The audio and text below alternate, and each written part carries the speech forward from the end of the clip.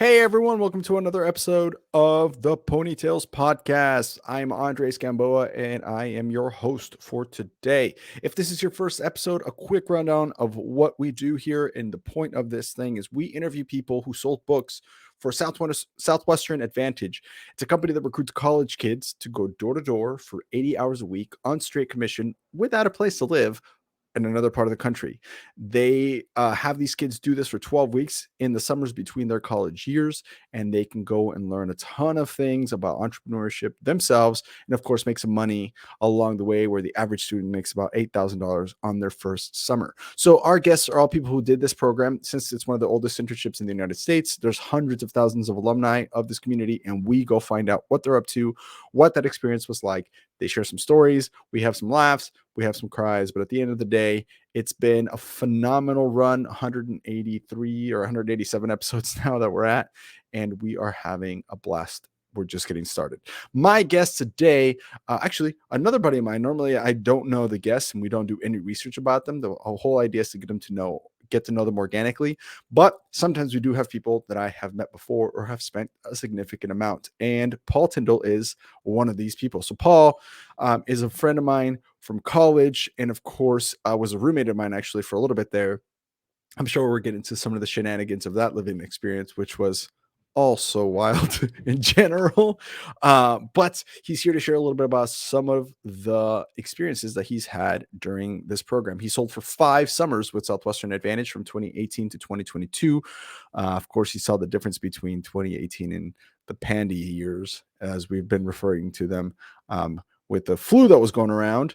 He was part of the FORCE organization, which is usually the Midwest, so Nebraska, Kansas, Iowa, Missouri area, South Dakota sometimes, but he went to the University of Nebraska in Lincoln, originally from South Sioux City, Nebraska, although he has lived in various parts of the country, including currently he is in Salt Lake City, Utah. If you guys know Paul, want to get a hold of him and think that his episode was awesome, want to learn a little bit more about his thoughts on all sorts of the things that we discussed, you can go find him at Paul or P Tindall. That's PTINDALL 19 on Instagram, or you can message us and we can get you his email so you can get a hold of him. His favorite scroll is number 2. I will greet this day with love in my heart, which honestly, it should be everyone's favorite, although I can see why I will persist until I succeed has also been pretty popular. So on that note, when we come back in 10 seconds, we will be on with Paul.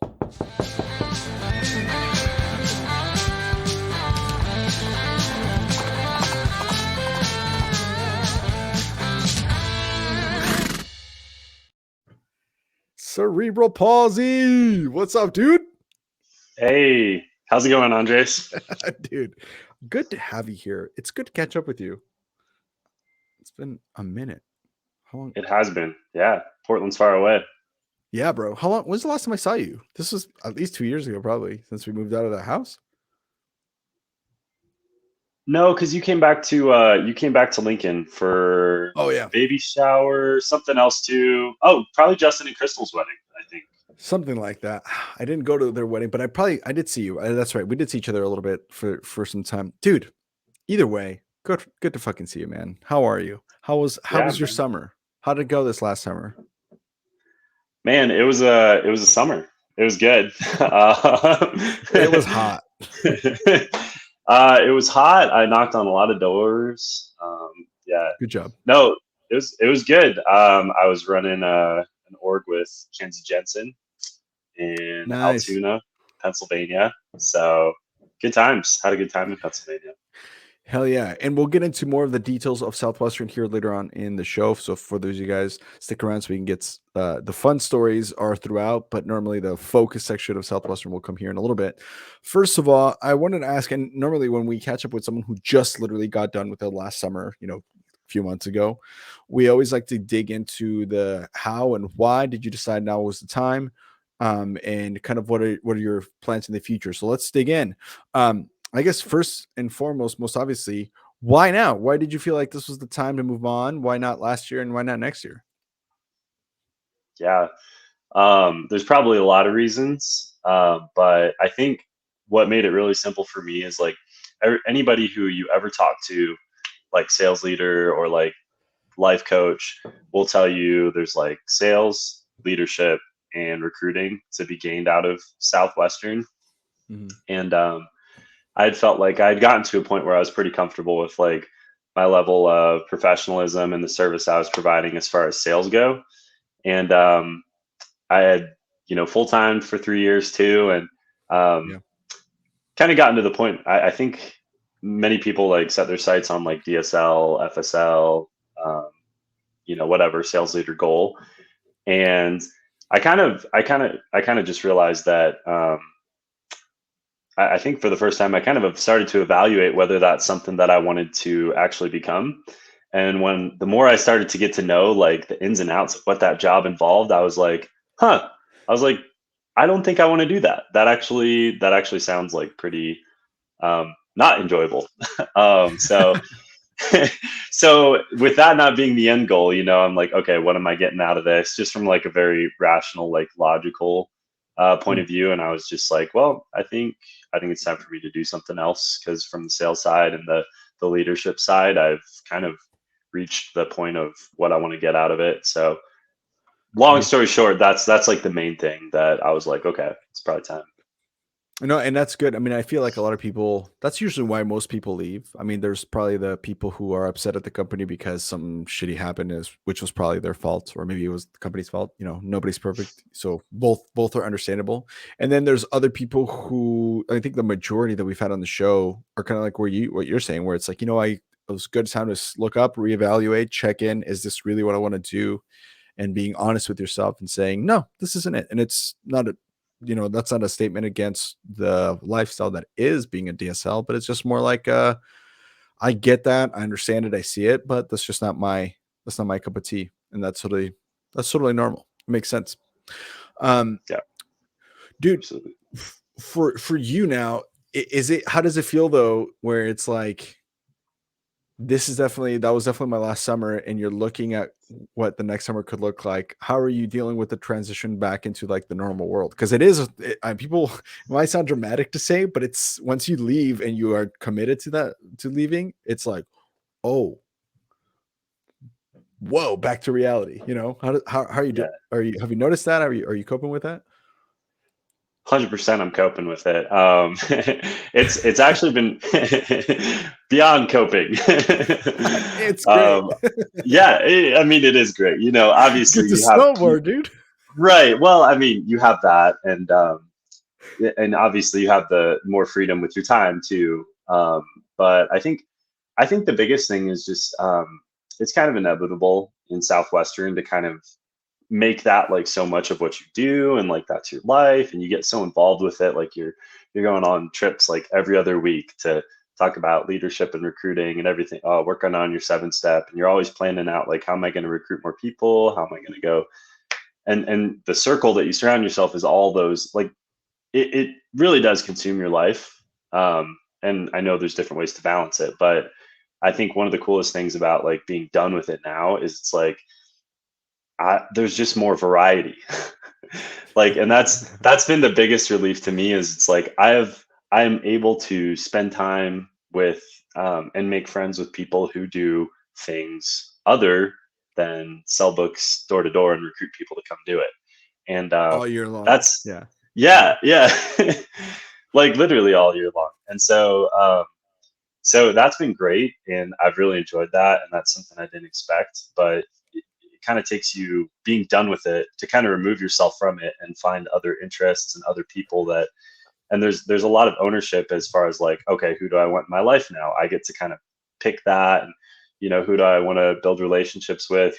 Where do I want to invest my time? Like what circles do I want to make important in my life? And like that's been a really cool thing since a lot of that has been kind of decided, in unavoidably kind of decided for Yeah. me over the past like 4 or 5 years. So Yeah, but by nature, and that again, that's not a knock to the lifestyle, but that is what it is. I mean, there's only a few people that make it more than one summer, and out of those people, there's only a few people that actually commit to full time recruiting, and out of those people, that's what you got to make friends with, which normally speaking is a great thing. I mean, there's a lot of really awesome people on there, but to your point, when you go and meet someone who just like does a 9 to 5 and they're great human beings, you're like, oh yeah, as Lee McCruskey said it, there's more to life than Southwest Airlines.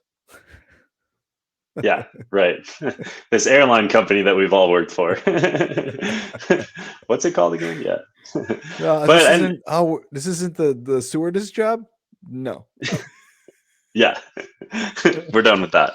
So and yeah, it's good, and it's kind of interesting because it's like it's awesome because it's like freeing and it's exciting because there's like so much possibility, but also there also is some comfort to like having like a structure to like I've been doing this for 4 or 5 years and this is my goals and this is how I do it within that, and now it's like well you could do anything. I've built all these skills and I've been working so hard at this and building my resume and my soft skills, and it's like well now what do I want to do, there's kind of like Yeah. some scariness and also some like excitement with that, Yeah. but it's good, it's fun.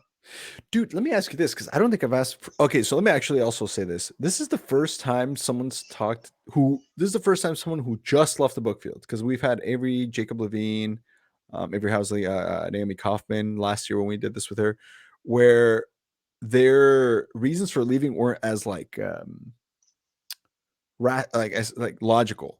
And I've known you to be, I mean, because I've known you since college. We were taking economics courses where when I talk to you, I'm like, oh, this dude's totally like me, where he thinks logically. It's like pretty rational.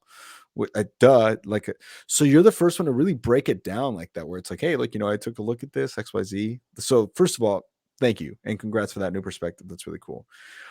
Sure.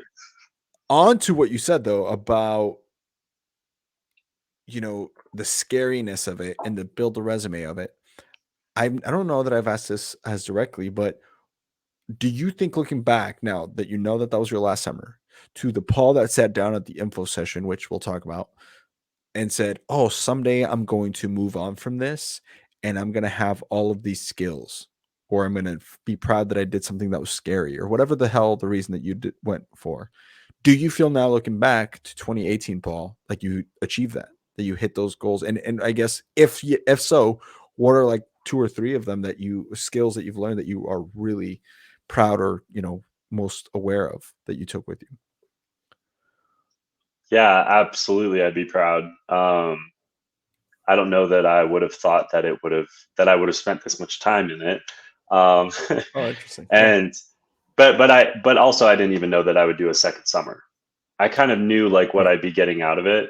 Um, and if we're talking about like takeaways, I just think the biggest thing like totally that comes to mind is um, just like self awareness and an understanding for like the way that I react to things and the way that I control myself or what I'm thinking in certain situations. Because like and it's funny too because like I remember when I was in the interview process, like Danny kind of explained it to me like this. He's like you might think you're talking to people all day, but like you're really with yourself a lot, and that's so true. Like you are Yeah. never with yourself more than you are on the book field, and I just think Yeah, dude. there's there is no better way to in a short period of time like know yourself or discover yourself better than you can if you're like with yourself doing something challenging, focused on one task for 80 hours a week for like a whole summer long, or 3 summers long, 5 summers long. So I think what that's given me is just like um, every time I have this interaction, I have this like 5 to 10 to 20, 30, maybe an hour if I spent too long at the house. But it's like I have that long of an interaction with somebody, and then I kind of get back in my car and I digest it, and I kind of analyze like, okay, where did I go wrong there? Where did I lose them? Where did I kind of get frustrated? Where did I kind of like lose track, or I wasn't on the same page with them? Where did I get frustrated? Where should I have like, you know, listened to them more, or asked better questions? And like, it's crazy because that literally makes you like, that becomes so ingrained in your head that like, that's something that I'm just so much more aware of, like every interaction that I have, like in daily life, in any situation. And that's just such a cool thing. And I just think people are just so unaware of themselves and like how they're reacting. I think they're just like kind of taking things in and reacting, and they're not conscious of how they're like controlling certain situations that they're in, if that makes any sense. Yeah, dude. This is really So good. yeah. Yeah, so that's like the biggest thing I'm grateful for, and I mean that manifests itself in like I mean, just friendships, relationships, all the workplace, time. like everything. Yeah, and Yeah, dude. obviously it takes energy. Like you have to kind of have that on, and sometimes it's not always on. But like for the most part, it's like if I'm paying attention, if I'm awake, like those thoughts are always there. It's like it's instinctive, and I'm so grateful for that. Now, if that's I don't know that I could have grasped that or understood that like going into my interview process like my first summer. I don't think I would have, but that's like something that maybe I didn't realize I would have gained, um, that I'm really thankful for. So, and I mean, I guess I can talk about some things like I could try and think of some things that I wanted to gain out of my first summer. Yeah, dude. um, Sure. Well, yeah, well, go ahead. as you think about that, let me ask you this too, and to just kind of like maybe help jog some memories on this. But like, I think first of all, what you said about doing something for that's all you're doing for 3 months, that's challenging. That's really important because I can't think of that many scenarios unless you like intentionally go like to one of those like camps to improve your life or whatever. Besides those, there's I can't think of another place that this happens where you're like, this Hmm. is all you're going to do all day. And so Right. then not only does that help you focus on other parts of your life too outside of that because that's all you've been focusing on, so then all you have to do is think about you like you said to get to know yourself better, but also it shows you since you're doing the same thing over and over but then everybody's reacting different to it, whether they're big ponies or they're just totally put a gun to your face and blew you off, like Hmm. since there's so many different scenarios, you get to really notice. And so then like that self-awareness stuff starts becoming so obvious because you're like, "Oh, I'm doing this wrong." Because Right. there's 4 different situations that all acted the same way, so it's definitely me. And so then to Right. help you like, that is such a I don't know that we've had anybody else mention this, but this is a very interesting part of this business or this job, is you that you don't think about until after you're gone. It doesn't hit you in the face how apparent that is that nobody else has experienced this. Um, that's Yep. super cool, man. That's super cool. So tell me about those things that you wanted to gain that maybe weren't exactly how you planned for them to be gained, Mhm. that like kind of changed you to the today. Yeah. Well, I think that kind of ties in with something that I knew I wanted to gain. I knew I wanted to get better at just like interacting with people. I always felt like maybe I didn't have that skill. I'm super analytical and I'm a fairly introverted person. Yeah. So like uh Which so is honestly such a cool thing because as an extrovert, I'm like, I'm aggressively extroverted. Like my brother and I, yeah. our Yeah. eyebrows twitch if we're sitting next to the airplane and in the airplane, and it's like I'm in sales. Like you have to like say hi. But you are like not that way at all from my personal Yeah. experience. So how well damn. Please tell me Yeah, yeah, more. but there's like, I mean, it's, I don't know, there's always, and probably any book kid can relate to this, but there's just like a desire to like improve yourself and something that you don't feel comfortable at. It's like, well, screw that. I don't want to let that limit me. Like I'm just going to figure out a way to overcome that and get really good at that. Okay, go knock on doors for 80 hours a week. Like, wow, that sounds like it sucks, but that sounds like the most efficient way to get better at, just like winning with people or just like making people want to be around you or, drawing people to you. And I just think um, I knew that I wanted that. And obviously, I mean, I probably saw that some of that in Danny as I was interviewing with him because he's like, Uh-huh. super Well, extroverted. Yeah. yeah. But mhm, It's interesting that you say that because oftentimes on the show, and we're already kind of talking a little bit about how you got recruited, but that's okay. We can talk about that and the yeah, and kind of weave in through the conversation. But so maybe I'll ask you about how that went in general. But sure. on to what you're saying is I was about to ask you a lot of times, how do I want to say this? Okay, the best recruiters, it seems, that I've met are the ones that sell the business for what you have to gain out of it that isn't to do with the money and the travel, because those always are the things that I oftentimes we've had people on the show, and they'll say something like, oh yeah, I needed to pay for school, and so that was really important. Or, I wanted to go to New York City because I heard they went there, or whatever that incentive was. And then I ask them, but what was it really though? And it's what you're saying. And the people that are best recruiters are the ones that really can paint that picture and sell it in that way. And the elite recruiters are the ones that are doing what you're saying, kind of like what Danny is, which is like, you have something I want, and I will follow you to do whatever the fuck I need to do to get that, because it seems worth it. Right? Yeah. I mean, it seems that I mean, I don't know. That's just an observation. Yeah, and he did a good job of that, because I think that something I've learned, and it's funny because like through Southwestern people, I've had multiple people ask me like, "Well, what motivates you?" And it's like, yeah, competition, accomplishment to some degree, but it's like I've just as I've gotten older, like I've just started to learn that like money or just like competition, like there always has to be an intrinsic like something in it where I'm getting better or developing myself. Like that's the biggest thing to motivate me. And yeah, I mean, Danny did a good job with selling that, because that was a big thing, is just kind of like getting out of my own head and like learning how to like better understand people and interact with people. That was a big thing. And another thing I've told Danny this too. I think one of the things I think is really cool about Southwestern is it takes you out of that college environment, which so many kids, Whew. which is so Yes. necessary, and kids need that, and I needed that so badly, especially at that point in my life where it's like what I do, how I spend my time, things I consider important are The like people you spend time with, let's filling your head with completely shit. Yeah. right. And I had shitty people surrounding me at the time. So so also, and I in the back of your head when you're doing that, you also know that too. And that was one of the things that I thought was coolest about Southwestern, is that when I met kids that, especially in the recruiting process, and they'd finished their first summer, and I just knew they weren't proud of like what was going on in their life, or they didn't like the circle that they were around like beforehand. Yeah. And then that was their motivator for doing it, because I relate to that 100%. I knew that I needed that, and I knew I needed to establish like my own values, and be surrounded and live the type of life I wanted to, that was Bro, important to me.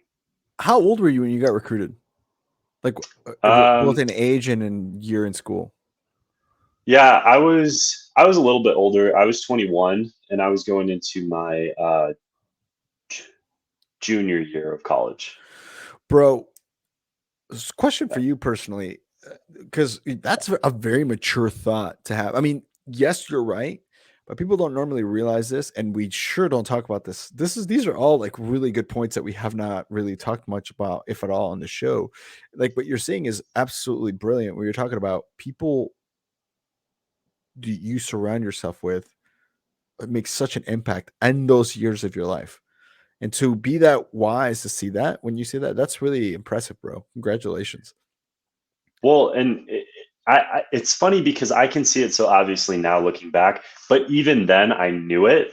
And the biggest thing to me, the biggest thing that draws me to people, and the thing I'm always like testing people for, is authenticity. Mm, Like it turns me off when I feel like someone's like just putting on a show or trying to yeah. act a certain. Like I love when someone's just like straight up, that you're getting them. And I just think so many college kids, it would frustrate me even in college too, where I would just see these kids that would try to act a certain way to like please those around them.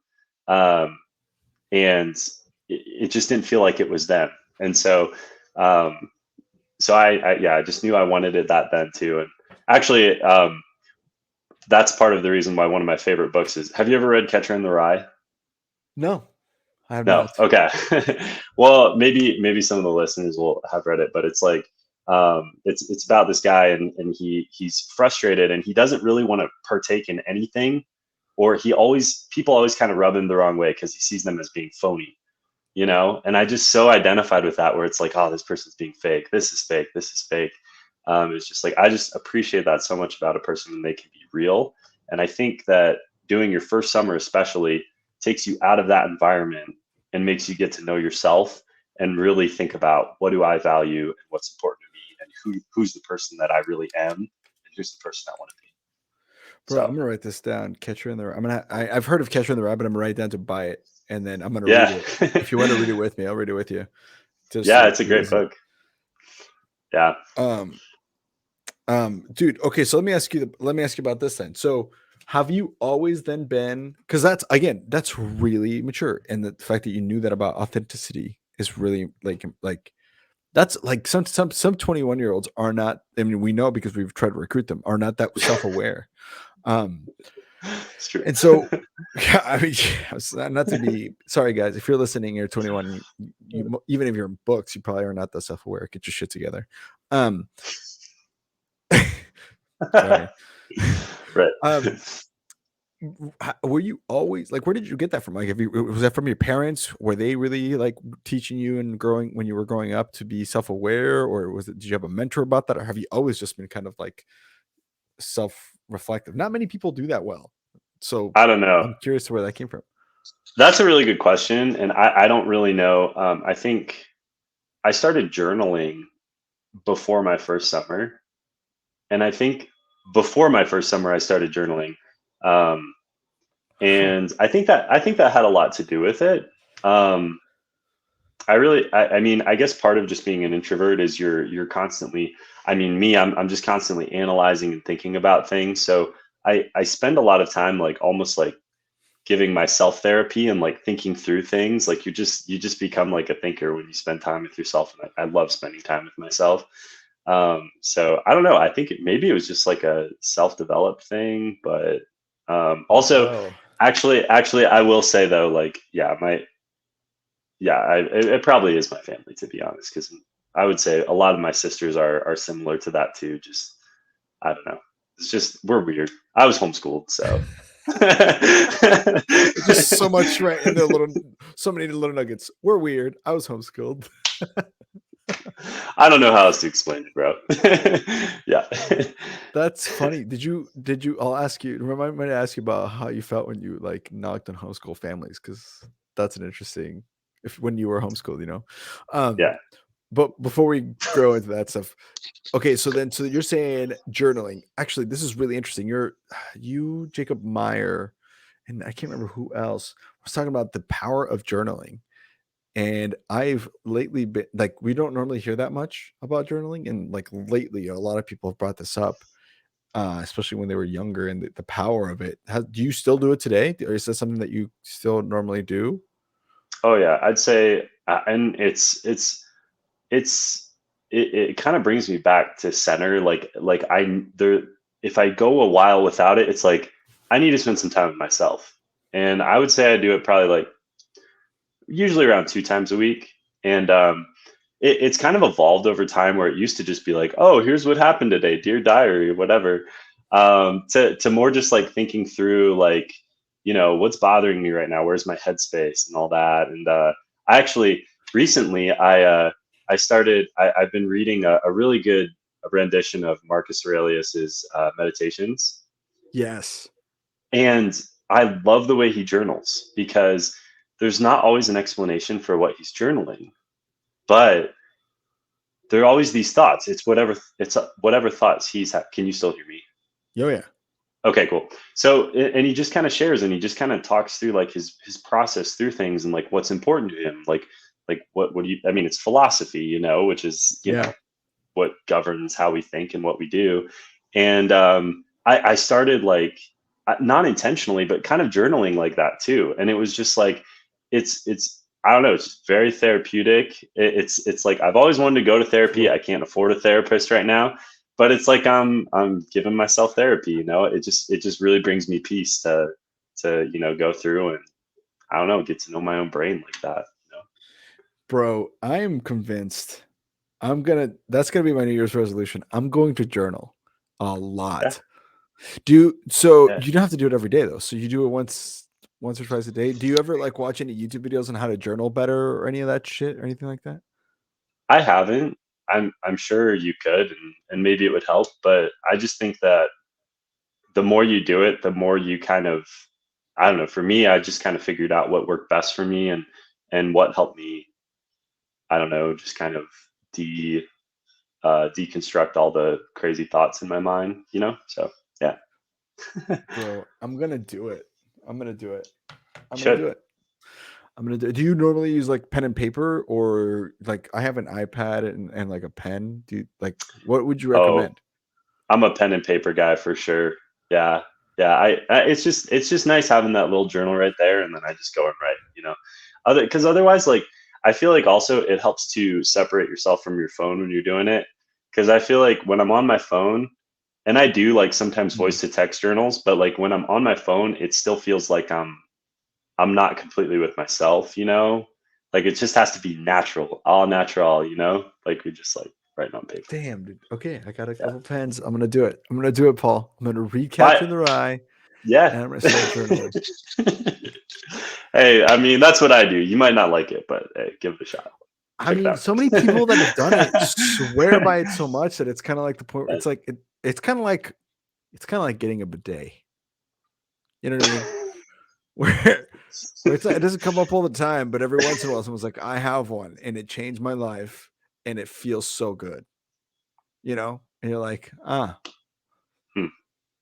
Hey guys, hope you're enjoying the episode so far. I know I am. I wanted to give a quick shout out to the people that make this show possible, the people that bring this show to you.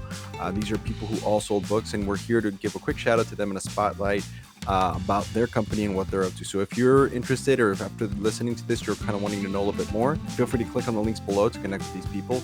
These are from an excerpt I have with them from a podcast that I do on the side. It's called Executive Exercises, where we take all our sponsors and they come into a think tank and share some awesome ideas about how to grow their business specifically on different topics. Go check that out. But I pulled some of the comments that they had explaining what they do and who they're looking for on their companies. And so if that sounds like you, like I said, click below. Hope you enjoy. So yeah. And so money wise, and it just seemed like it was going to be the leads, which I wanted to go back to that because you mentioned this, and that's another thing that maybe Southwestern people don't understand is leads. That's kind of like you're saying, basically, imagine you show up to a town to sell books, you send a postcard out to every single family that has kids in school or young children, asking them if they struggle with any of the following subjects, yes or no. Would you be interested in hearing about a product that might help you with all those subjects, yes or no, name and address, and then you just waited at your HQ for like a couple of weeks, and then you got in the mail like 700 people returning that postcard saying, "Come to my house. Here's where I live." Hi, are you the mom of the house? Yes, and we've heard of you. Great. Yeah. Is this your handwriting, Let's Miss Betty? Yeah, that's my yeah, handwriting. yeah, You got a few minutes? It's again, you're not selling every single lead that you sit down with, but the leads is kind of what interested me because that kind of anxiety feeling that I talked about at yeah. Southwestern and the anxiety I had with Family Heritage, I honestly didn't think that was going to go away, but it has. It's gone away when I sold. I still had a little bit of anxiety, but after that first knock, it goes away. But much less anxiety every week because I know I have fresh leads coming in. And so even if this day doesn't work out, I know I got typically our agents will get anywhere from 25 to 50 leads a week of people that they can go and call on. I want people to understand what it is that you do, how you do it, why you do it, all of the good stuff. You hear a lot about coaching, you hear a lot about life coach, sales coach, business coach, yada yada coach. Man, I think just to start off, like what it isn't, it's not training. It's not showing up Yeah. and having somebody talk at you for 45 minutes to an hour. And like the way that I look at it is we're all human beings. We're all broken in some capacity. And we all know a lot of the people that I work with, they know what they're supposed to be doing. They're just not executing on it, or they're not doing it as intentionally as they should be. Or they're just not focused. They have like 15 different goals or 15 different things that they're trying to balance or do, and because of that, like they're not as intentional as they should be at home, or they're not as intentional as they should be at work, and they're not picking up the phone and calling people. And it's like having a personal trainer for your business. It's having intention on why we do what we do every day and creating clarity and helping to build our lives and our calendars around what our future goals and intentions are. That'll do for now. Like I said, make sure you click below to get some more information. And now back to the show. Well, maybe that's my every New single one of Year's them resolution. is get yourself a bidet. Yeah, because every time you meet a journaler or you meet a bidet person, they're both like you don't meet one that's like worst decision of my life. It's a detriment to my living. No, it's Yeah. always like it changed my life. Yeah. Hits me right in the center for both, like something like that. have a whole one metaphorically, and one like literally. Literally, yeah. Who's to say which one? I think I'm running a whole new bit here for my comedy. I think I just found a new bit. People who journal Nice. are people who own bidets. All right. Well, all right. I'm convinced. I'll get a bidet. Glad I can help with that. I want to feel it in the center, Paul. So what a show. All right, dude. So let's talk about really quick what you're up to now, and then we'll wind the clock back and talk about some Southwestern and how you got recruited and some more of those lessons learned, because this has been a really great conversation. So I'm having a blast here. Okay, so I might be a little blurry. Can you still hear me though? Yeah, I can hear you fine. Okay. What are you up to now, bro? What's kind of like the meantime game plan, and what's the future look like for you? Yeah, so it's kind of planned out, and I'm kind of just flying by the seat of my pants a little bit, just to be honest. Yeah. I love it. I love that answer. That's the best thing you could have said. Yeah. I mean, it's true. I'm ski instructing part-time and door dashing the other part-time as I kind of transition into living here in Salt Lake City. So it's been a blast. I teach little kids, like 3 to 12-year-olds, how to ski, sometimes for the first time, sometimes they're like pros and better than a lot of people I know. But that's been a blast so far. It's a lot of work, but it's really fun. And kind of what inspired me to do that is so much of obviously the last 5 years has just been short-term sacrifice for long-term gain. I'm doing something really tough to develop skills and character that are going to help me be successful in life. And I kind of just got to the point where I was like, you know what?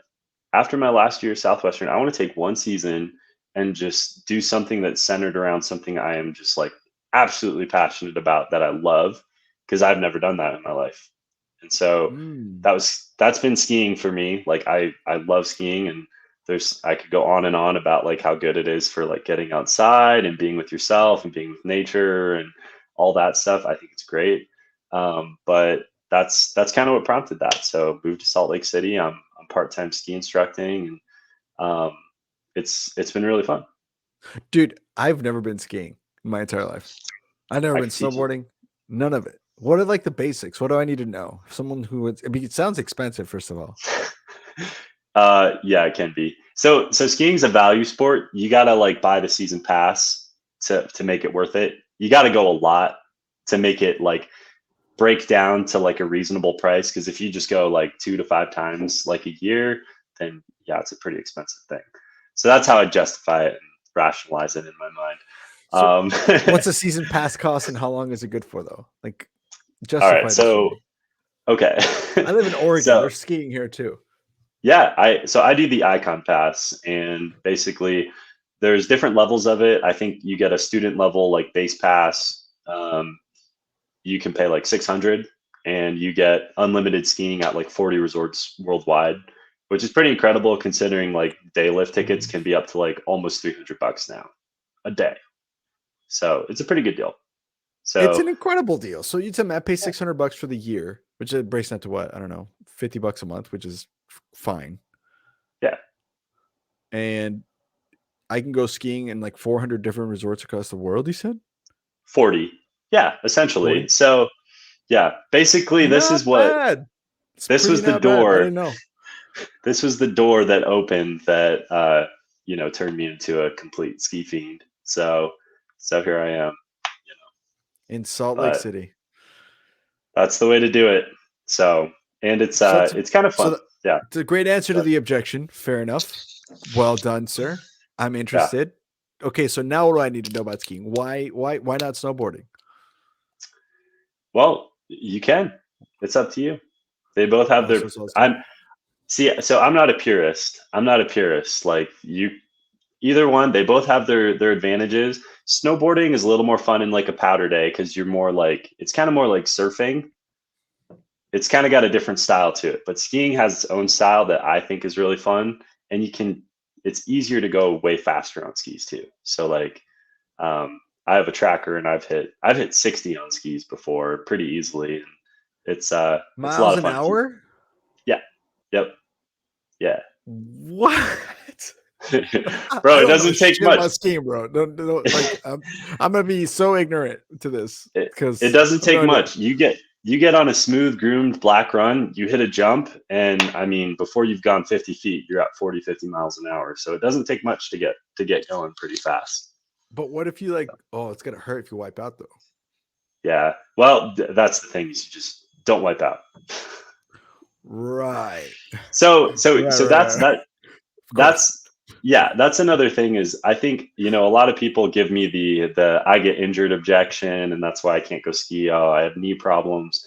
But here's the thing, is all those injuries, they stem from, one, not properly learning your technique, not knowing how to ski, and then two, your friends just take you on a black diamond and say, oh, you're fine, and then they send you down, and then next thing you know, you're getting pulled down the ski patrol cart with a torn ACL, and you're having a bad time. So you just gotta practice on the bunny hill and incrementally work your way up. And it's not like an injury-prone sport if you just do that and you ski within your ability. Do you know how shameful it sounds to hear that I'm skiing on a bunny hill though? They need to change the name of that. They need to change that for the newcomers. It's so embarrassing. I'm humiliated. Have you heard the book? Climbing, like when you go climbing, you're doing the 8.5s. It sounds like it's still badass that you're doing an 8.5, but it's like the easiest fucking thing. You know what I'm saying? Right. You've been climbing. Yeah. So like nobody cares if you're doing a 13A. Yeah. Or an 8.5, or whatever. So it doesn't sound as a shame that you're basically rungs on the ladder on an 8.5. But Bunny Hill sounds my cool card's too big for Bunny Hill. Yeah, and it's funny too, because I watched this comedy bit. They do a different name based on the like ability level. So like you have a double black diamond, and it's like like a Widow Creator or something like that. It's something extreme. And then you go on like the Bunny Hill, and it's like Cotton Candy Lane or like Bunny Pass or something like that. So you're like, let's not go down like Ripper. Let's go down like, Cotton Candy or something like that. Yeah, see, that sounds like, nah. Yeah, gotta let the ego go. Yeah. It's just so condescending from the other ones. Like, oh, have fun at the Bunny Hill. And you're like, fuck you, Steve, or whatever, Right. Like, yeah. Unbelievable. Just gotta let it that's go. Awesome. You need to meet up with, I don't know if at some point you're ready for if you're ever interested. You've heard of Adrian Bellinger? No. He skis off of like if there's double black diamond is what you said, then he's on like quadruple, triple double black diamond. Him and Griffin Mims, who sold books, Heard went that up to Griffin him went up like Makalu, which is like the 5th tallest mountain. Great episode, by the way. If somebody go back and listen to it. Talks about how they climbed that mountain, and this dude's skiing at like 25,000 feet down, like rocky shit. Like he's skiing down that mountain. And so at some point, if you want to go into that side of things, that company is great to work for. Maybe you become a more outdoorsy person. Let me know. I'll hook it up. There's levels to it.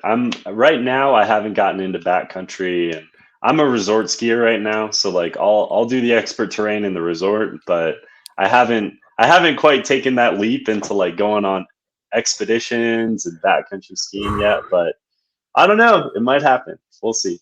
You got to do it, Paul. They get to go to Mount Everest and shit. Oh, you lose your headphones? Can you hear me through the iPad? Yeah, I can hear you through the iPad, but the sound is significantly not as good. But I can still hear what you're saying. Okay. Charge those suckers for a little bit. Yeah, let's keep going. Just charge if you want to charge them for a little bit, and then that way maybe we can finish up on them. But that's fucking crazy, dude. I can't believe people who ski. Maybe I'm just too scared of it. Maybe that's what it is. I need to go try it and just get over it. Gotta get out and do it. I don't know, man. Okay, this is a good opportunity to wind the clocks back a little bit and talk about how you got into Southwestern in the first place. And what's interesting to me about this story, because I don't really know the details of it, but we were in the same class, and then I find out you're freaking selling books, and I'm like, what the fuck?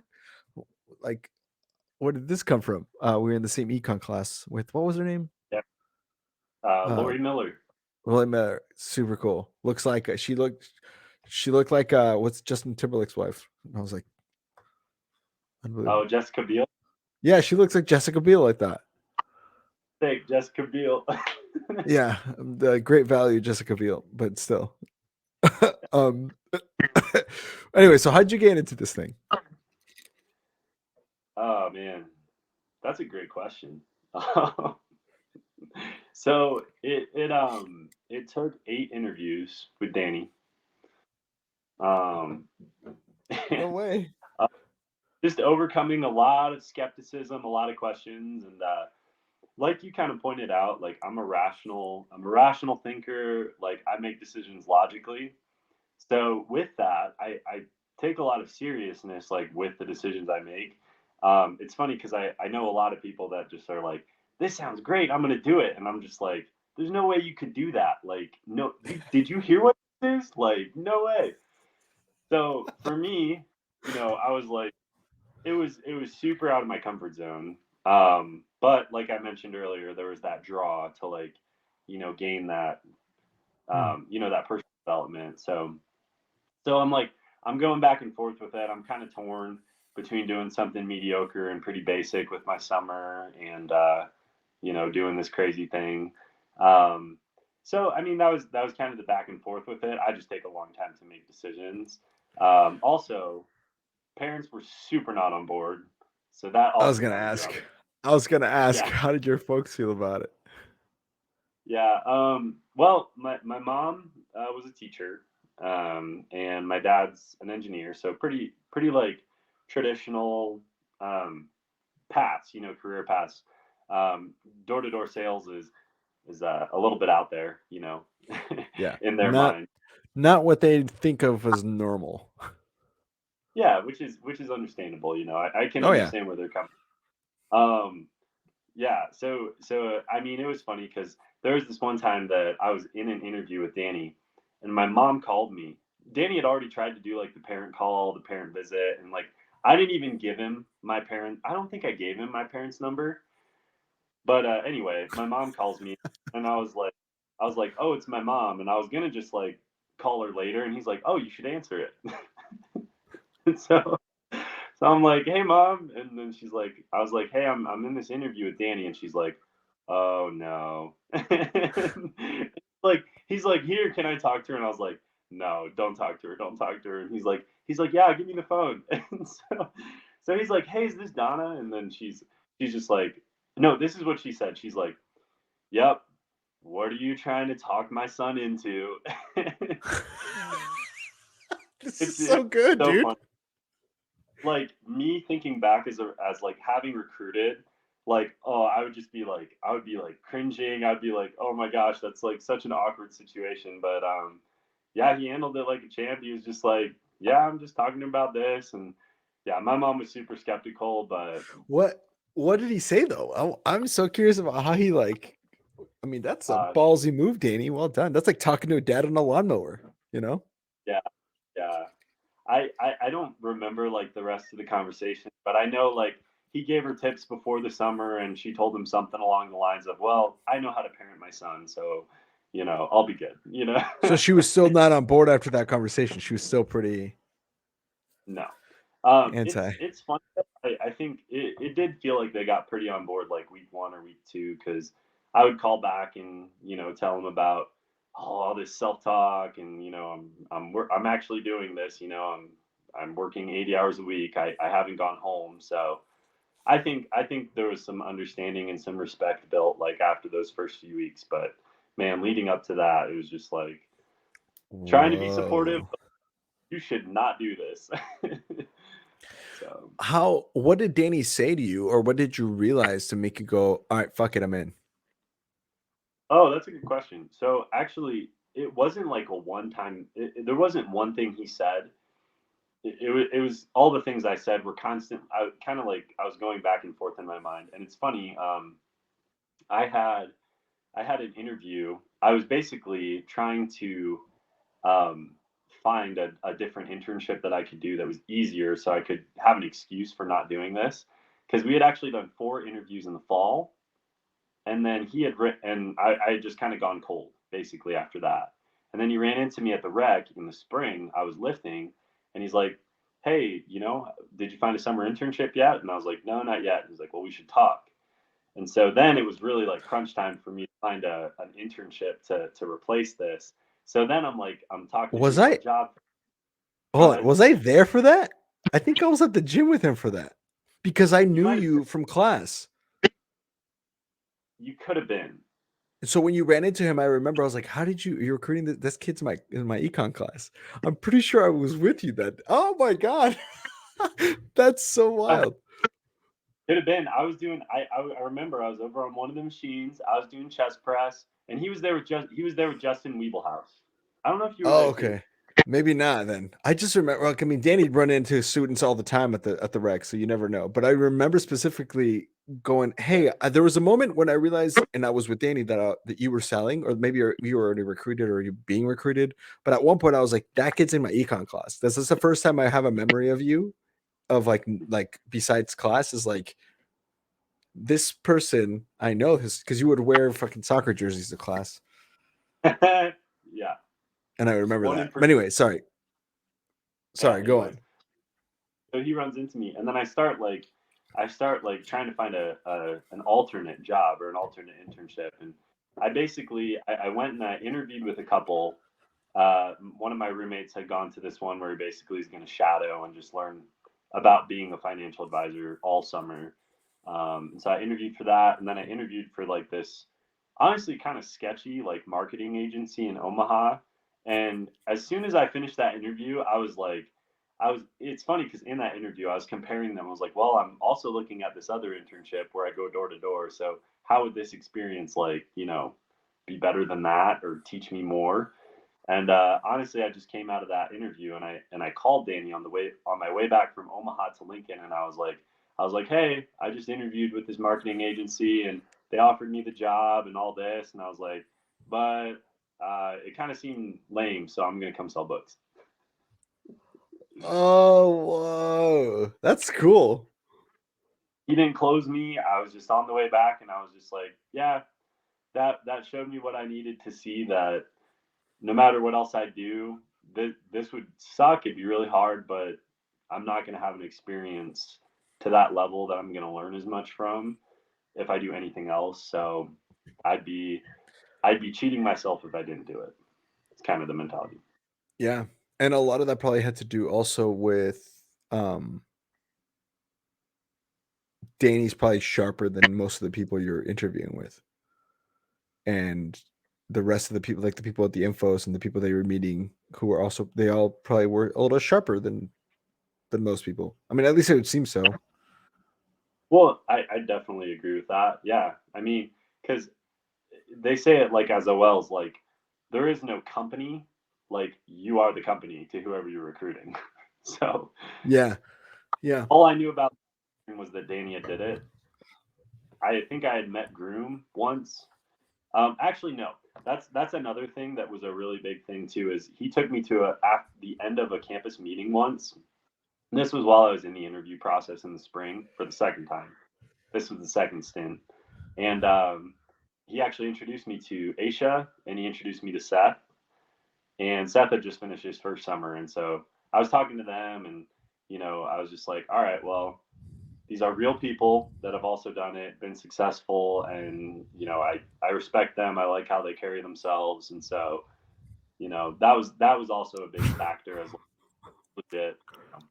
Hey guys, hope you're enjoying the episode so far. I know I am. I wanted to give a quick shout out to the people that make this show possible, the people that bring this show to you. These are people who all sold books, and we're here to give a quick shout out to them in the spotlight about their company and what they're up to. So if you're interested, or if after listening to this, you're kind of wanting to know a little bit more, feel free to click on the links below to connect with these people. These are from an excerpt I have with them from a podcast that I do on the side. It's called Executive Exercises, where we take all our sponsors and they come into a think tank and share some awesome ideas about how to grow their business specifically on different topics. Go check that out. But I pulled some of the comments that they had explaining what they do and who they're looking for on their companies. And so if that sounds like you, like I said, click below. Hope you enjoy. That's So okay. And actually, and this is good to, I had Nick kind of explain this a little bit too, but it's because I've been in the insurance industry before. For people who are listening, like, how do you make 115% commission? like, the way I explain it to people is the insurance companies we represent. So we're a broker. All these companies we work with, they know they're not really going to be making any money off the sales that I make for the first several years. But they don't Right. care about that. They know these clients are going to be on the books for 10, 15, 20, 25 years. So no, they know they're going to make money over the long haul. And so part of the reason agents are able to make so much is there's all these companies out here and they're all competing for the broker's business, because these companies don't actually have their own in-house sales force. They have independent contractors. And so if their compensation or their commission levels that they offer aren't competitive, I'm not going to place any business with them. Hello, off schedule moment. Wanted to tell you about Southwestern Real Estate. They're 99% drama free, only 99, not 99.9. So it's a bit spicy, kind of like this episode. Anyway, they will learn you to kick ass at real estate. So make sure you guys click the link below, get in touch with them. Okay, back to work. Bye.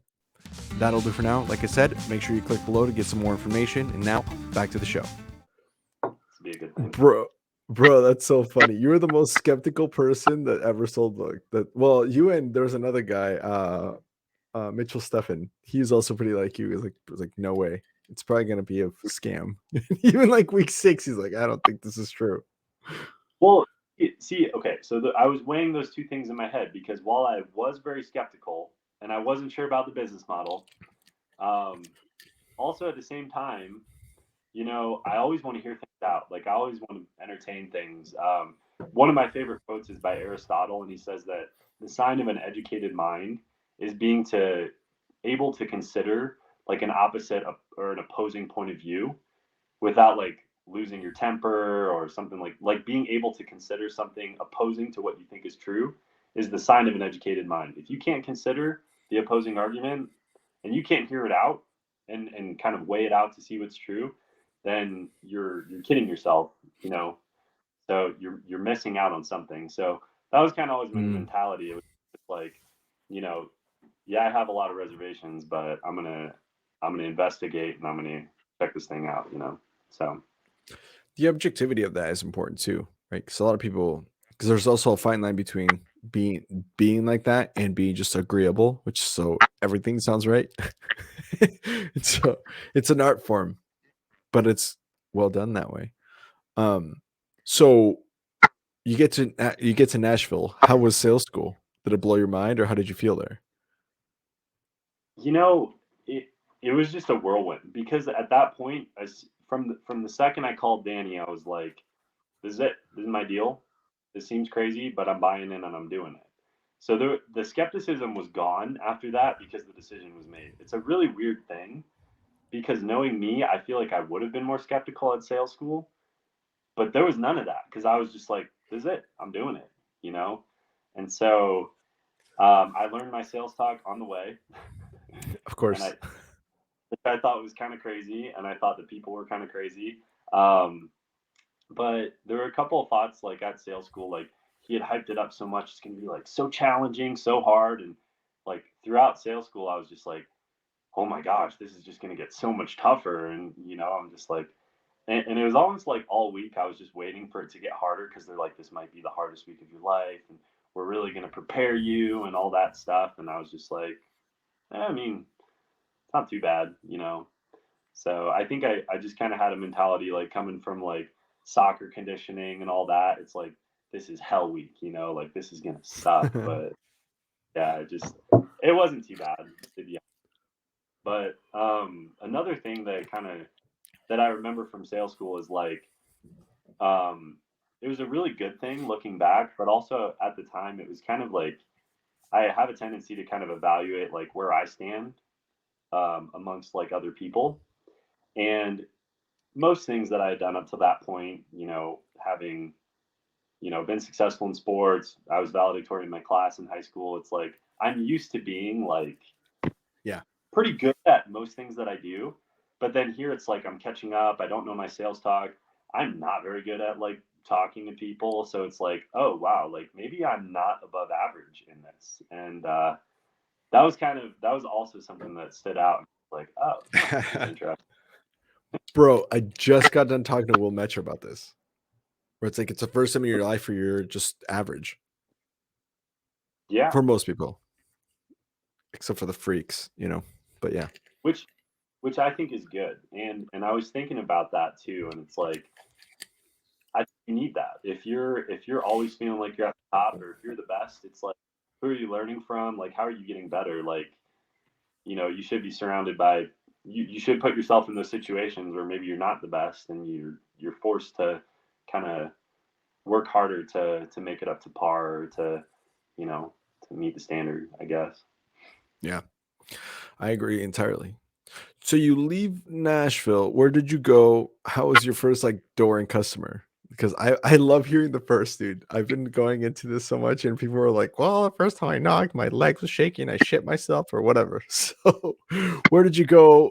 How was your first door, first hour, I guess, and then the first time someone bought? Yeah, we caravanned out to Olean, New York, which is Yeah, not too. You sold, I think. James Eno sold over you. I yeah. can't I remember. was. Olean was I sold to a couple families, or I knocked on Olean before I realized I was in Olean, but I was in Wellsville, Canisteo. Wellsville. Yeah, that's Wellsville's where I had some good weeks in Wellsville. Yeah. Yeah. So I think I can't, like I said, my all my skepticism was gone at that point, but like I didn't remember the part where we didn't have a place to live. And that's never thoroughly explained to you, like what that first weekend is gonna look like homeless looking for a house. And so I just remember like driving around with Andrew Williamson, and we're going to churches, like, like talking to pastors about finding host families, and I'm just like, wow, we're literally homeless. Like, we have nowhere to go, but like I've got this positive attitude, and I'm like going to the pizza shop and like, who do you know in town? And I'm like, I got leads. I had no leads, but yeah, man, that first weekend was tough. We ended up finding a cool host family, Steve and Carol Milley in Olean, and like a 75-year-old couple, and it was a good spot. Yeah, so it ended up working out well. Yeah. But Not having a place to live is just when you don't really know what's going on. Also, you realize what needs to happen for you to like have a roof over your head. You're like, yeah, oh dude, shit. Did you experience that your first summer? Did you know what was going Yeah. on, or? No, bro. I got recruited like 2, maybe 3 weeks before the summer. And then, I mean, I learned my sales talk on the drive. Same thing. Like, literally, like Wednesday before sales school was when I shook hands and said, yeah. I didn't even know we were leaving that Saturday. So no. And then we get to Wells. Oh, I guess we were in Hornell, Hornell. And they're like, all right, we're going to go to churches. And we did the church thing. So we did find an old lady, though. It was great. Great spot. Great time. Yeah, I know that area pretty well. Dude, it's pretty. I can't imagine what that place looks like in the fall, like when the changing of the colors. Must be amazing. Yeah, I actually drove through there on my way back from Plattsburgh this last summer, and stopped in and visited with the Millies. But I have a I think it's first day story. I'm pretty sure. So Let's do it. I don't think I had followed up to this point, and we had kind of like established a breakfast spot. No, we hadn't. We hadn't established a breakfast spot. Up until this point, we were like meeting at the Dunkin' Donuts, but we were just still like I think we were still like HQ hunting at that point. And so it comes around to like, this is the first day, and Danny hadn't told me like I was gonna follow or anything. You know how like sometimes they wait to tell you. They're like they make you think that you're gonna work that day, and then they're like, "Oh, you're following me," and you're like, "Okay," you know. You're shitting your pants at breakfast, like. Stay out, you're like so nervous. So that's how it was about to be our first day, or at least I thought it was about to be our first day. And so I'm like, and I remember we have the rule like phones off, like you got to turn your phone off. And I didn't know when that started. Like I didn't know that started till work hours. So anyway, so I go to the Dunkin'. We all take our separate cars. We hop up, cold shower, get out the door, and I'm just going to the breakfast spot. So I pull into the Dunkin'. It's like a super rainy day. No one else is there. Like Andrew's not there, Danny's not there, James isn't there, and I'm just like, well, I don't know where everyone else is at, but I can't have my phone on. So I get out my Og, I start reading my first scroll. I look at my sales rabbit. I'm like, here This we is your go. first day? Dude. And I'm like shitting my pants in this Dunkin' Donuts all by myself. And I'm like, man, I don't even know where I can't use my phone. And so I'm like, all right, I got to figure this out. I got my first door, And then somehow I go back to my car and I'm like, man, like where are these guys at? So I'm like about to head to my turf, and I like look at my phone because I'm trying to figure out where they're at, and I have missed calls from Andrew and Danny. So I call Andrew back, and he's pissed. He's like where are you at? And I'm like the Dunkin' Donuts. Like where'd you guys go? And apparently they had found a new breakfast spot, and he's like I'm gonna send you an address. Get over here right now. Like how Andrew is, like he gets like super stern or whatever, and he's like, I like packed up and went home. So I get to the breakfast spot and I end up following Danny that day. But it's just funny because I've talked to Danny and Andrew like after the fact, and they were just like looking at each other at the breakfast spot like, well, guess he's gone. Guess he packed up. Guess he went home. I was like, wow, little faith. But He's cold, man. He's so cold. He took off first thing. Yeah. So. Oh man, bro, do you have checking on your headphones because I'm getting some feedback a little bit. See how they're doing. Try one at a time. Maybe put your right one on first, and then leave the other one charging, and then switch them. Yeah. Oh, bro, that's so funny. I can't imagine showing up to the quote unquote breakfast spot and being like, "Where the hell's everyone at?" Yeah, it was traumatizing. Are they? Let's see. While you're messing with that, I think one of the funniest parts about those moments that I just think are so funny about as a first year is because now that you're not a first year, now that you've gone through the program and you think back on that, you're like, how did I even make it? I can't hear you. Can you hear me? Oh, yeah, I can hear you. Hold on. I'm trying to connect to headphones. I'm sorry. Oh, no worries, bro. No worries. While Paul's doing that, guys, I wanted to give you a quick buzz, a quick shout out if you guys have not heard yet about our newsletter. So if you guys want to sign up for our newsletter, feel free to do so. It's called The Cult. You can go to the ponytailspodcast.com. We take these times while people are having technical difficulties. So yeah, head over to the ponytailspodcast.com. And make sure you guys follow us on YouTube, Instagram, and Twitter as well, or wherever you get your podcasts, Apple Podcasts and Spotify. But if you go to our website, it's going to prompt you if you scroll down far enough, or you can just sign up for to be part of the stable. And it's the Cult, the COLT. Our newsletter, it comes out whenever we get a chance to put it out. Sometimes it's once a month. We're trying to make it quarterly. We'll see how it goes. But the point is, stay up to date on things about the podcast, for the podcast, and that way you guys can see who's coming up. We also have a place for you guys to share anonymously stories for that we want to start doing a segment on the show where we do anonymous stories shared. So on that note, Paul's still working on it. Can you hear me now? Can you hear me now? Still quiet? I can't hear you. Can you hear me? Oh, Yeah, I can hear you. Oh, I know. Here. Check the chat. There you go. Says it's connected. You can't hear me? Or I you can can hear hear you. me?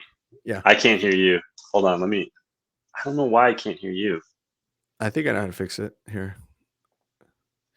Go to Wait. Yeah, dude, I can't all right. That's okay. Just take them off. It's all good.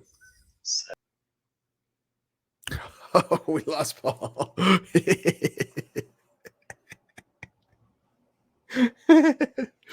Oh, it's funny. He'll be back in just a second. I'm gonna tell him just log back in. All right. On that note, we got more announcements. Bizzler 2.0 coming to you guys. You guys can check out more details on this. There will be a link below for you guys to click on, and you guys can find out more about our Bizzler project. He's like feeling bad about it. Anyway, yeah. So in October of 2023, we are going to be going to Jamaica for our second Bizzler. And let's see if he works. You back? Yeah. Beautiful. Let me finish this announcement. No rush. We had technical difficulties when we had the Europeans on here every once in a while because we're so far. And with Dylan Barr. He was in Kenya. But anyway, guys, so Bizzler 2.0 coming to you guys in October. So we're already less than a year away. The sign up process, by the time you hear this, is already begun. You click on the link on the description of the episode. It's going to be about $1,500 per person. More details on the link. This time around, because we had so many people ask about bringing their children, this resort will be child friendly. So if that's the something that's more accommodating to you, feel free to bring them. It's just keep in mind the price per for the rooms that you guys are renting. Hilton is where we're going to be staying in Jamaica. It's going to be a blast. Last year we had a phenomenal time at Bizzler. So hopefully you guys can join us for this one coming up next. So, all right, Paul, can you still hear me? Yeah, I can hear you. Cool. Hopefully they last. Yeah. No, I was thinking maybe if you did one at a time. I don't know if it was like kind of like AirPods where you can put one and then the other. But if they die again, they die again, and then we'll just keep going on the iPad. No problem. Okay. Cool. So yeah, so you were last we just headed off with your first day in the breakfast spot. How did you have a summer where it started off really hot and then you kept going, or was it like you weren't doing so hot and then it got better for you? How did you develop? So walk me through kind of like that first customer experience and then how the rest of the summer turned out. Yeah. Bro. So I was working in Salamanca, New York, which do you know where that is? Yeah, I've been all over that part of Yeah. Yeah, that's a town, man. Not a lot of teeth in that town, as most people probably would relate from their first summer. We sold more units than there are teeth in that town. I don't know about that even, but yeah, my first day it was actually pretty good. I think I had 2 solid customers. I think I sold two my sets on my first day, and honestly, I don't know how I did it. I was just like, okay, well, at least I'm making some sales, So I was feeling confident after like my first day or two, but those 2 first customers on my first day might have been my only solid customers that ended up coming through from like the first like 1 or 2 weeks, because I was just taking week orders left and right, like just no money down, $50 down on like a platinum. Like I didn't know what was going on. It was a whirlwind, but I just knew that I knocked on a lot of funky smelling houses and met a lot of people that didn't have teeth. So it's just how it was. There was one day where I sold 2 weak platinums. I think one was a 0 down and the other one was like 50 down and then like 10 payments of $100 after that. And I was just like counting up the units in my head and I was like, man, I think I just made like $1,000 or something. None of those came through. So that was pretty much my first 2 weeks. but it's literally like I blacked out because you as a first year, like I didn't understand like units, profit, like barely, like I didn't really know what was going on. I knew I wasn't doing too hot, but I wasn't like super struggling. I kind of figured I'd struggle anyway. So man, I was blacked. Blacked out the whole first 3 weeks. At what point in time do your parents are going, all right, Paul? Because you said after the first couple of weeks gain respect, did they ever throughout that summer, or even at the end of the summer, turn around and go, I'm glad you did this? Like, did they ever go way positive for Southwestern? No, not super positive. It kind of went from like a, oh, you shouldn't do this, this is a scam, like whatever, to like, wow, it looks like you learned a lot out of that. Oh, you're gonna do another summer? Oh, okay. Thought that might happen. Like that's kind of how it was. But yeah, I think it was like a gradual process of like, them more understanding and getting it. And I remember like my parents like talking to me and they're like, hey, I just talked to my friend at church today, and they were like, hey, I sold something door to door when I was younger too. He's gonna learn so much. It's gonna be so good for him. And they were like, oh well, maybe it isn't a complete waste of the summer, So. Yeah. At what point in time did you decide you wanted to come back? I got closed, bro. No, I'm just kidding. Well, it was after my best week of the summer. Imagine that, right? Shocker. Yeah. No, I'd seen like a few other like first years who were doing well get selected back. So like in the back of my head, I kind of knew it was coming. I wasn't really thinking about it too much, but I had my 500 something unit week, and Danny was like, hey, you want to come help me break down boxes after the Sunday meeting? And so it just kind of made sense. I was clueless as to what it would look like or recruiting would look like, but I was like, this is the best thing I've done with my life so far, and it's helped me grow the most. So I was like, well, guess it makes sense. I'll just come back. Wow. And already at that point you were recognizing that it was the best thing you'd done for Oh yourself. yeah. I mean, just because, everything I said about like that separation between like your college life and like, being on your own, like that was my whole thought process up to that point. There's like the first time I was exposed to personal development and like, living according to like some sort of values. Like I was like, yeah, this is good stuff. I'm surrounding myself by good people. It's like, yeah, I'll come back. Makes sense. Dude, that's fucking awesome. Yeah. So you had, that was all in your first summer. So you had a good ramp up. You went from, a bunch of weak customers to 500 units in a week, which is no shame. No week off at, or to balk at. So how did the summer finish up for you? Like what was, when that drive back to Nashville, don't you love that first one? I mean, every drive back to Nashville is amazing, but that first one, bro. Yeah. Dude, it is literally, I've heard you talk about it on like a different podcast, but it's it's literally like it can't hurt you anymore. You you deliver that last bit, and it's kind of like you forget what like not working 80 hours a week feels like, and you're just like, oh my gosh, like I just finished this like journey. It's like you're playing a video game all summer, and then it's just like, oh, okay, now we're back to real life, and I forgot what that even looks like. So it was pretty good, and I think a lot of student leaders have like talked about that drive up Atrium Way, like when you finish. So I was pretty pumped. I was pretty excited to be done. That feeling, put the It's a good car feeling. and drive. You're like, the next time I stop is on the hotel towards Yeah. Nashville. Like I'm not. It can't hurt me anymore. He says. Yep. That's what you yelled at Seth when he finished his marathon. That was the funniest thing. It's on a video somewhere. Yeah. It can't hurt you anymore. That was another good example of that. Is, man, it's like finishing a marathon. You just like, you totally will yourself into doing something that you don't want to do for so long, and then you're done, and it's just like, oh, feels good. Yeah, dude, that's amazing. Let's talk a little bit more about, I mean, we have 5 summers to get stories from here, and they'll probably, some of them will come up as they go. But something that I know that you, because I know you and have some of this experience with you, but also because I know and spent time with you and Seth and Justin, Tanner, all these guys that became your best friends for this career project or this long internship experience.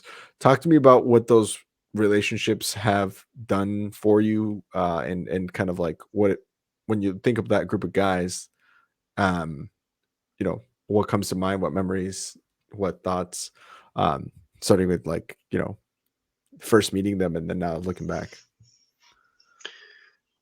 It's funny. I don't really remember. I don't remember first meeting a lot of them. I remember I thought James was really freaking weird when I first met him. Like super weird. I mean, that kid had long red hair and wore bucket hats. Like, I was not going to be friends with that dude.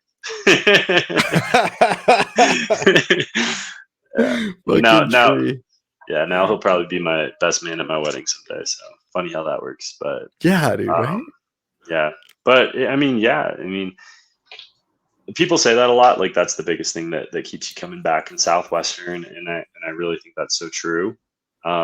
That probably is a detrimental reason to some point. It can be a detrimental reason to like coming back if it's just for your circle.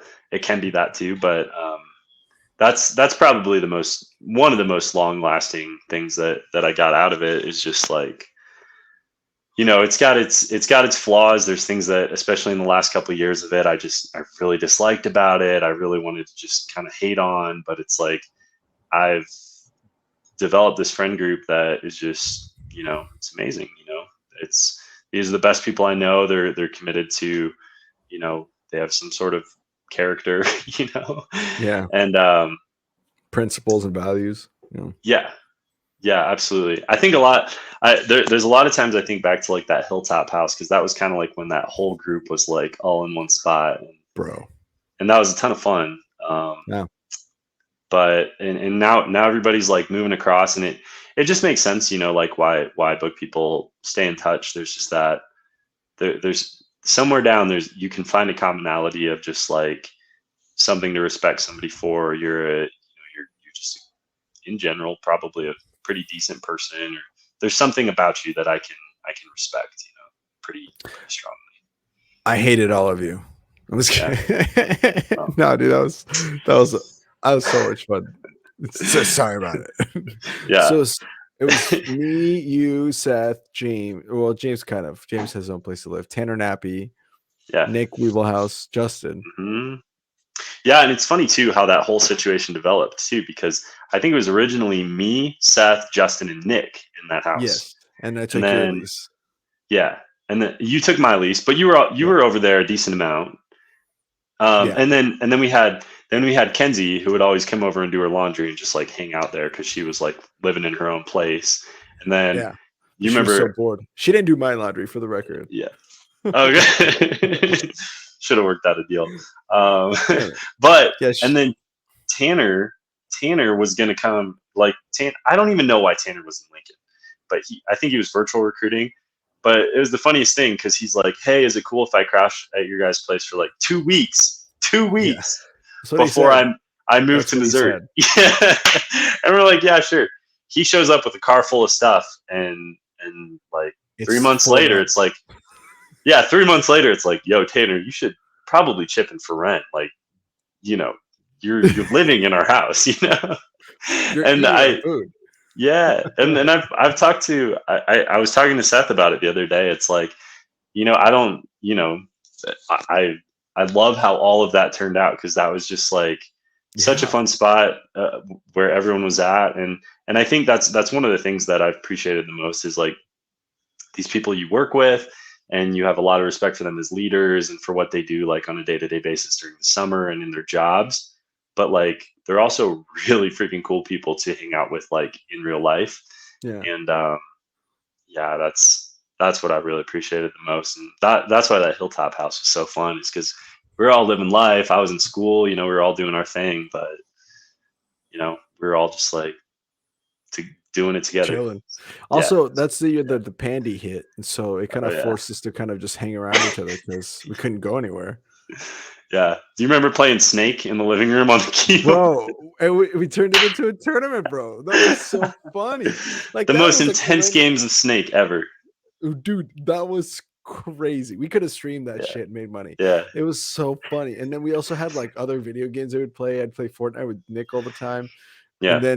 And then that was just, oh dude, there was a lot of alcohol and stuff, that I don't know what we you're would talking drink. Story from Bizzler. And then that's when I Yeah. discovered Rick and Morty. Like that was the first time I ever watched Rick and Morty. And we watched so much Rick and Morty. We were like, Dude, oh bitch. And we you remember you remember that fat kid across the street we were judging like hardcore because he's like rolling around in the lawn. And it wasn't even no. Before people shit on us or hate on us about this is fat phobic, super fat phobic. Of course we're fat phobic. No, of course not. Of course not. But no, that for the record, this was not this kid's fault. The only reason that this was funny. Oh yeah, we were judging his parents. Parents Hardcore. Fat kid shirtless. He's like 7 years old, rolling around in the grass outside, and we're like, "What? Wait, who are his parents?"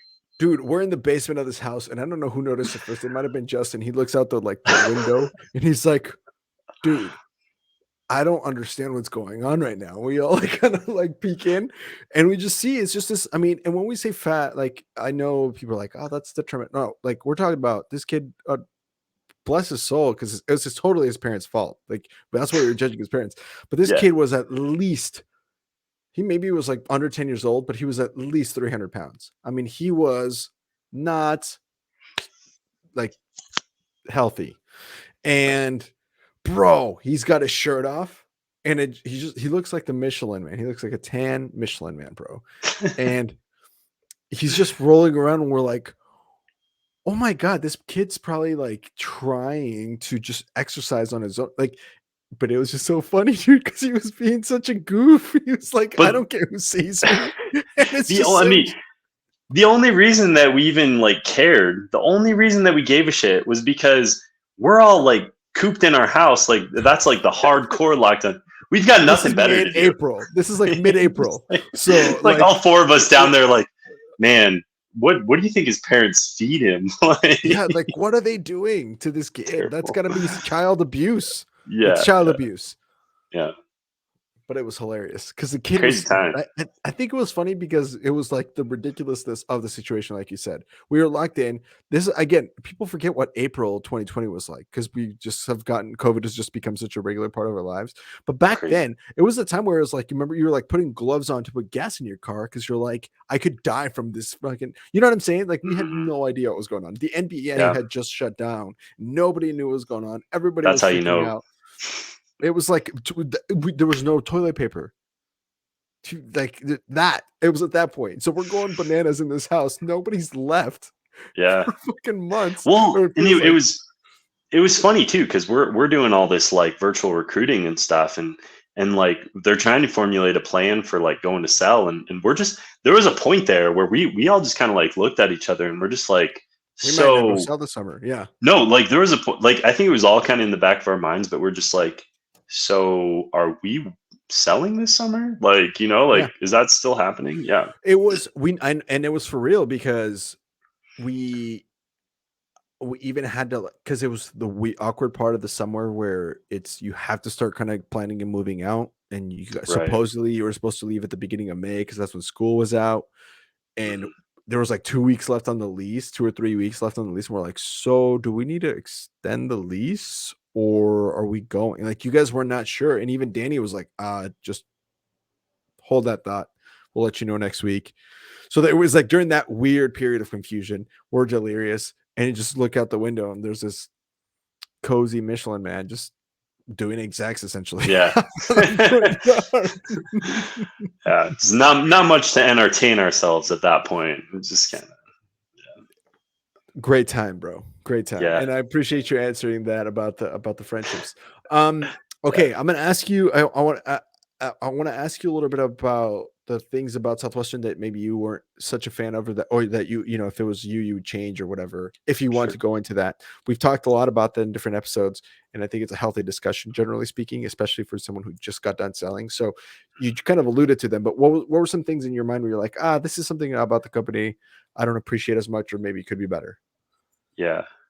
Well, I'm going to preface any of this by saying, like, I told you before I came on here, like, there's a processing like Yeah. period after Southwestern where it's like back to the real world, and you kind of have to like evaluate and like try and like decode like what just happened over the past 5 years, and how that fits into your life. Like, it's a really weird thing. Um, and there was a lot of those things that frustrated with me. Kind of did put me on like more of a negative note towards Southwestern, but like I think I've told you, and I've had conversations with people where it's just like, it everything about it just kind of is the way it is, and it is the opportunity and the experience it is because of the way it's structured, Yes. with all its flaws. So and overall, I'm so thankful for it. So I'll just say Yeah. that.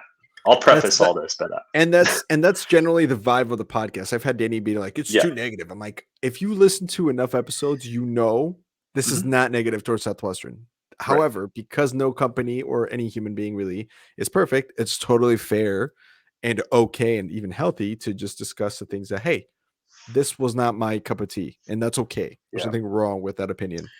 You can still be thankful for something without believing it's perfect. So I Right. get you, bro. So and it's kind of funny because I'm just like through talking to some people and just kind of looking back, I realized that my first skepticism and my first hesitation about the whole opportunity to begin with, as I was being interviewed, it never went away. And it was about the business structure, how we were paid, and all that. And ultimately that had a big role in me deciding I don't want to be a part of this long term. And I don't want to be a DSL, because what a DSL is someone that, I mean, your main metric is retention, you know. And Yeah. I just so the biggest thing I have is the way it's structured is I just have a hard time with leadership, is questioning people's intentions. You're always questioning leaders' intentions, and I think it's just impossibly, it's impossible for that not to be inherent in the way it's structured. I mean, you literally profit from your downline, and it's obviously you have control over your sales and all that, but you are very financially motivated to keep people in the business. Yes. And I really had a hard time with that. And I think kind of what I came to is everybody has to be mature enough to evaluate for themselves what's in their best interest. And obviously it's their job as sales managers to assumptively bring you back and, sell you on, what you could gain from coming back. And most of the people that are doing that have only done Southwestern, with a few exceptions, have only Yes. done Southwestern. So that's the opinion you're getting. So that's all fine and dandy, assuming that you are hopefully getting some other advice from people who have on the other side of the coin. But the thing that I really have a problem with is, and it's, I have a hard time with, is people aren't getting that. I mean, no matter how you say it, no matter how much balance is preached in full timing and recruiting in Southwestern, it's like that is your circle. That's who you're surrounded with. And 90% of the kids in there are getting their whole mindset, their whole focus, everything is coming from the people above them who are making money off them. And whether they realize that or not, that's where their advice is coming from. And Yeah. I remember, there was a piece of advice Danny gave me when he was interviewing me, and he was like, who are you taking advice from? Are you taking advice from people that you want to be like, or are you taking advice from people that you don't want to be like? And it kind of got to the point in Southwestern where I was like, well, I don't want to do this long term, so I need to start seeking advice elsewhere too, because Yeah. I need to know how this fits in with what I'm going to do outside of that. So I mean, that's its whole thing, and luckily, I think I kind of realized that, and I realized that what I was gaining was kind of coming to a point in Southwestern, what I wanted to get out of it. But what really honestly breaks my heart is that I see too many people that are, I am fully convinced you cannot give me an argument as to why it benefits them to continue to be in Southwestern 3-4 years in, no base, not improving in sales. It's like they need to go do something else. And I see sales managers bring them back, and I see that they've signed a DA. I talk to them on the phone, and it's like, yeah, I'm coming back next year, and it breaks my heart because it's like there's other stuff. There is better things out there for you to do. This is not your path. You know, if you're a person that's on the path to DSL, great, but it just, yeah, that's the one thing that, so, and I've just, yeah, you gotta believe that people are, you know, doing what they think is best, and they really do believe in what they're telling people, but you know, so stuff. Amen, bro. I mean, we just had this conversation with season 7 finale. We had our producer on, Amy, and she didn't sell books, so she was asking, she's like, what is it like? Do you really turn everybody down? And I was like, you know, something, depending on how you recruit, like when you're first year, there are people who do believe in selectivity and they do that, and other people are like the Marines will take everyone, and then the herd will thin out on its own. But where that does not exist is the people who come back. A lot of managers, and this is not, again, we can't speak for everybody. It's not an umbrella thing. This isn't every single person with every single first year recruit. But oftentimes, like you said, it seems like the buying atmosphere is not given to the people coming back. Yeah. Even though that's what the company preaches when it comes to the sales process. And so, as you've said, there's people I know, and again, this isn't everybody, because then you get the other side where it's like, well, what about people who didn't do so hot for 5 summers and then they started doing well after their 6th summer and then they became a DSL? Yes, those are not the people we're talking about. We're talking about, again, the people where it's like, you specifically, not to name any names, but this XYZ person, and we can all think of at least one person right now, whether you're still in it or you were in Southwestern, where you're like, that person should not have came back to sell books. Yeah. Well, and it has sometimes not to do with production. Sometimes it's like their attitude's shit all of the time, and it's hard to work with them, or they are kind of neg, and it doesn't really work, or they're not really integritous, and the things that they do outside of Southwestern are kind of sketchy and not, you know, good to bring into a culture of college kids, right? Or they're creepy, right, towards their, you know, male or female counterparts or whatever. So there's people that it's like, yep, you should not come back. You should be out of here, and you're not. Well, and I think that's also too why I have a lot of respect. I've heard of some DSLs that have told like some of their, you know, people with a lot of base under them, like, hey, you've told me your goals, and it seems like, you know, either you need to do this next year, it might be time for you to leave. And that just builds so much trust. If you can tell somebody that you're making money off of, like, hey, this doesn't fit your vision, it's probably time for you to leave and do something else. But there's also a lot of sales managers that I've never seen evidence of that from. And I have a hard time with that because if you think about it, like, we're, you know, a time in your 20s, like in college, just out of college, like to be sacrificing those years and so much time invested into this one thing, like that's a big sacrifice. And I think that's something that revealed itself to me, like after I decided I was done, is like, you know, this has been fun and I've enjoyed this so much. I've grown a lot, but there were a lot of sacrifices made to keep doing this. And there was a lot given up to continue this for 5 years in my 20s. And it's like, I just don't, I think it can become your comfort zone to come back to this, and you need to reevaluate it. You need to evaluate and make sure that that's the right decision for you, because you are giving up a lot. You know, those are some big years. Yeah. This sounds pretty similar to the stuff we've heard. Not everybody has felt this way, but the people that do feel this way, it's almost verbatim. Like, it's like, hey, there's a lot for what I'm getting back. And it's not, I don't want to be a DSL. And so therefore I'm out. I've always said, the way I always like try to paraphrase this as best as possible is, this is the best internship in the world.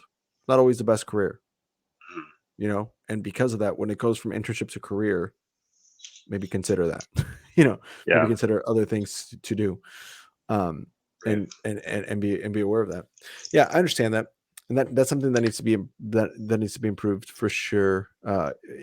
Is there a way to fix that? I don't know. Maybe the nature of the program is that it's always going to be that way because of what it is.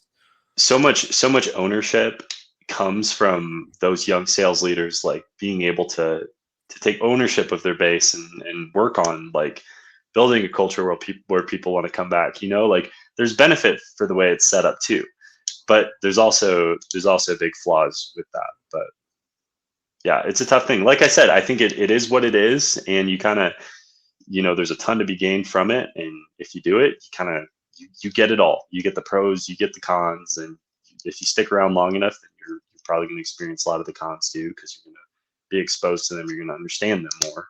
But I mean, all in all, it is what it is. So Yeah.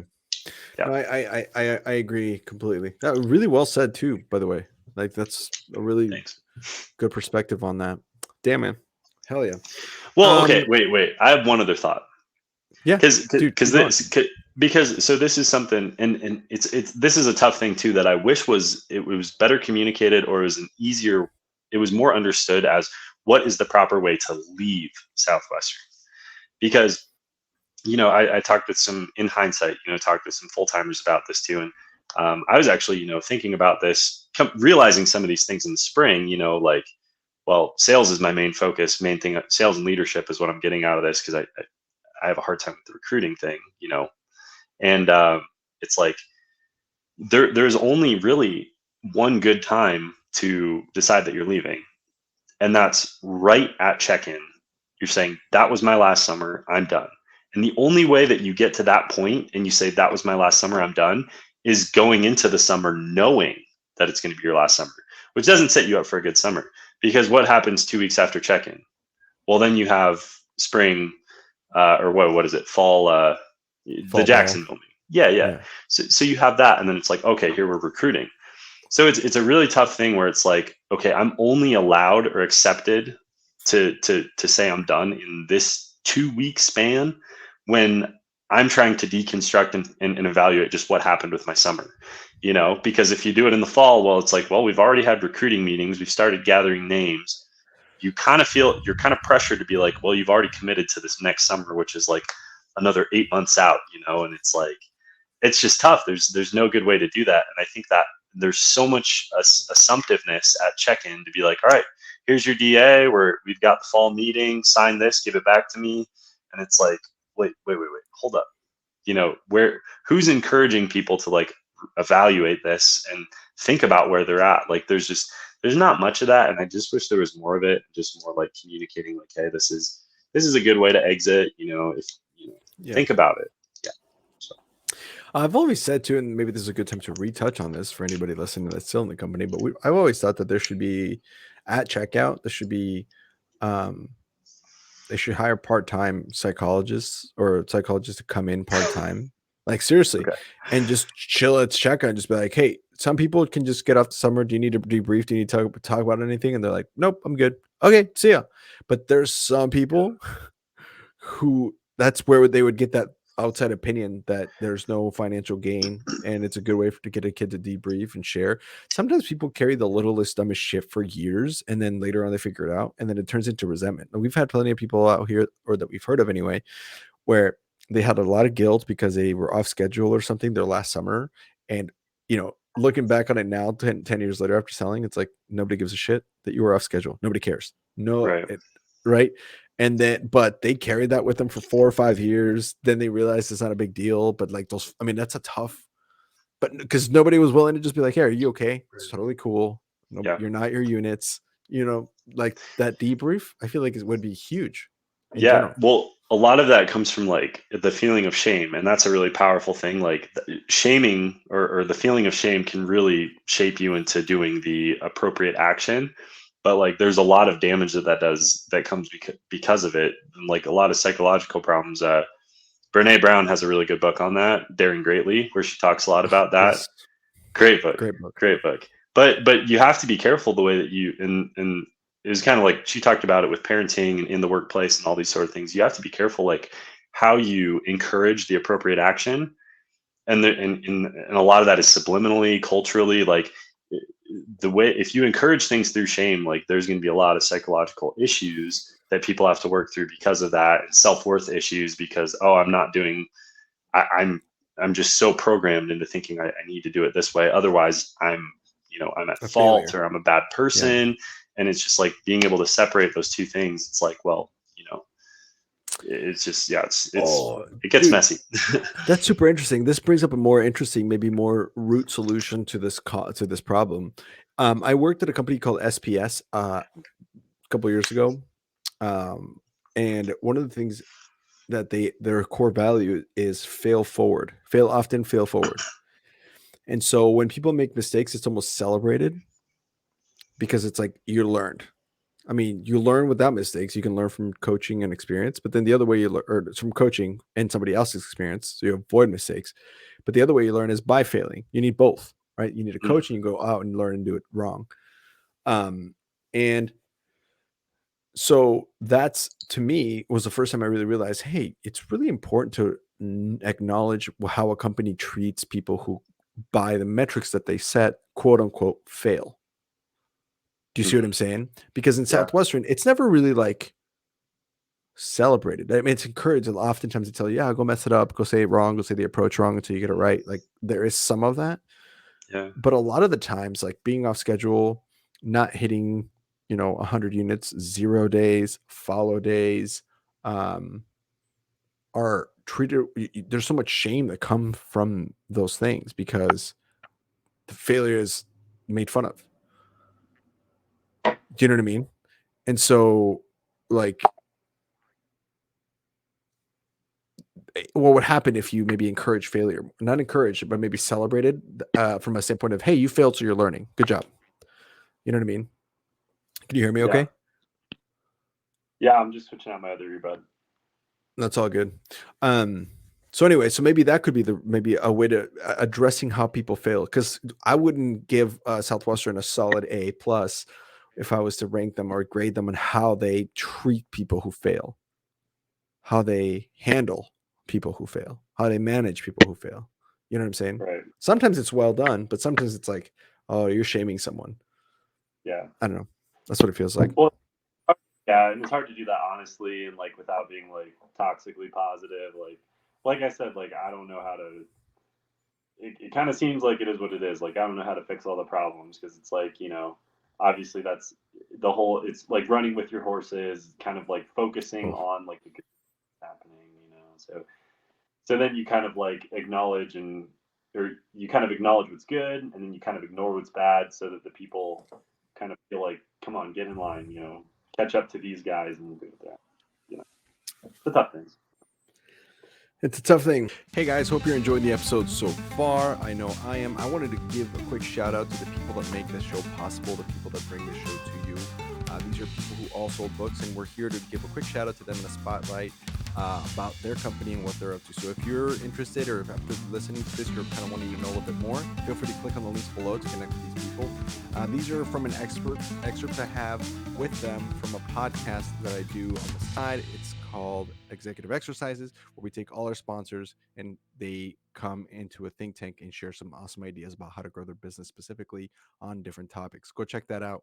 But I pulled some of the comments that they had explaining what they do and who they're looking for on their companies. And so if that sounds like you, like I said, click below. Hope you enjoy. On a note from I'm trying to think, like if I was looking into this, and for people who are listening who might be like, hey, this actually, I want to learn more about this. What's the barrier to entry? Like maybe I'm sitting here and I'm like, man, that sounds cool, but I don't know shit about insurance. Like why would I want to go talk to people? Yeah, the barriers to entry, I think, are really pretty low. Everybody would probably have a different opinion, but in terms to just be able to get out the door and go sell, you've got to get a license. I have my life and health license because you needed the health license at Family Heritage, or if you want to sell Medicare products or certain types of health products, you have to have the health side. But what it takes to get either one or both of those licenses is roughly the same. You take a study course. You may need to study for 15 hours. You may need to study as many as 30 hours. But like with Cardinal, we've got a pretty cool course. From studying to getting your license can be as quick as like 7 to 10 days if you really 15 to 20 if you're moving at a medium pace. And beyond that, if it takes you longer than that, you're just not really all that motivated to start because it's not a difficult process. Yo, let's get off schedule one last time. Go watch a movie, or maybe you should figure out how to work at EnLight.Energy. Alex Black is crushing it down there, and a former DSM, Julio Hernandez, are both running this company. And man, they are cranking 10 people on their team and growing. It's enough that Alex only has to sell like one thing every other week and make over 6 figures. So if you want to learn more about that and maybe help change the planet, click on the link below. That'll do for now. Like I said, make sure you click below to get some more information. And now back to the show. All right, let's do this. We're gonna go into some quick round questions, and then we'll go into some ponytails. Is that cool? So maybe like another 15, 20 minutes. Yeah, sounds good. Rapid fire questions. Here we go. I'm pulling them up because I have some. Okay, here we go. Favorite territory that you sold in, as far as like state and or city? I gotta go with. Oh, that's tough. I would say, I would just say Hanover, Massachusetts, just south of Boston. Beautiful, beautiful. Favorite kind of territory, like big break, country, suburban. Yeah. Decent income in the country. I like calling on people that are like professionals, not like super blue collar. Beautiful. A lot of people have said middle to high income country or middle to low income country, but country is for sure the best. Yeah, And 20 to territory 30. does matter. People It who say does. it It does. definitely does. Fucking bullshit. And it does, yes, it does. Unless Called market. the only way to It's a thing. what's that? Called market research. It's a thing. Yeah. Also, unless you know how to sell every kind of territory, that's the only way it doesn't matter. It's like if you're like, I can sell big bird country. No, not everybody can do that. Okay. Favorite advanced sales tape. Oh, Roger Sipe, the last bit of it when she's like, son, I don't know who you are, but whatever you do, you're gonna be great. Always got me. That's really good. Roger's episode is also really good. Go check that one out. Favorite HQ Oh, hands down, first summer. Yeah, Danny Gamboa, Andrew Williamson, and James Eno. in New York. Absolutely. That sounds like a blast, dude. Favorite product to sell or tack on, and why is it the CEA? Oh, actually, it is the CEA. Yeah. Because my ACT got me full ride, so I was pretty convicted in that. So, and the prep I did was through the Princeton Review, and we spent quite a bit of money on it, and it saved me like $5,000 every year. So I'm totally convicted in that. It's the best product they have, and it's not even theirs. Okay. Um, favorite overall summer. Probably summer 4. I worked 20 weeks, and I hit explosion, and that was just a great feeling of accomplishment. Summer 4. Jesus Christ, 20 fucking weeks. Yeah, it was a long time. My God, it's Jason Bourne. Okay, the best sales day, whether in units or just like this was the best day I've ever had in the book field. Yeah, it was my best unit stay for sure. Everything was just like everything was going. It was fourth summer, and it was in East Bridgewater, Massachusetts. 280 units, like 8 custies, and just like everybody was buying. It's such a good feeling. Cake, That's very bro. similar. My best day was 275. My first summer, New York, Wellsville, and 8 customers. And again, it was just like you just look back on that and you're like, wow, that's what it's supposed to look like. Fastest day ever. It was so good. And then favorite breakfast spot. Ooh, probably also fourth summer. No, yeah, it was fourth summer, and it was the extended. So my last 6 weeks, we worked up in Vermont, and we went to this place. It was me, Justin Weebelhouse, and Anthony Moyer, and we went to this place called the Bagel Market, and we get like these bagel sandwiches, and then like kombucha. They had like kombucha there, and they had like coffee. So, but we we started work at 9. Nice. We started work at 9, so we had like more time in the morning, and so it was just great. We would just chill there and just talk about stupid stuff, So it was a good time. Dude, So hell yeah. Fourth summer. Let's go. All right, man. Well, now time for some ponytails. This is how we usually close the episode. It's usually 15 to 20 minutes. Sometimes it's 5 minutes. Sometimes it's half an hour. It's your call. Totally up to you, Paul. But this is normally when we have people listening who don't know. And if this is your first episode, this is when our guests share their favorite stories, whether they be crazy, funny, sad, inspiring, uh, stories about big customers, uh, favorite HQ spots, times they shit themselves. That was Lee McCroskey told us that story. Yeah, it's totally your call. The microphone is yours, Paul Tindall. And if you have some in your head or some good memories of some of your favorite times during the book field, this is your ponytails. Sounds good. So I actually in 5 summers I actually never dropped a bag. So I don't know if I mean we all had ponies. So I'll tell a funny story, and this is probably Danny's favorite book field story of mine.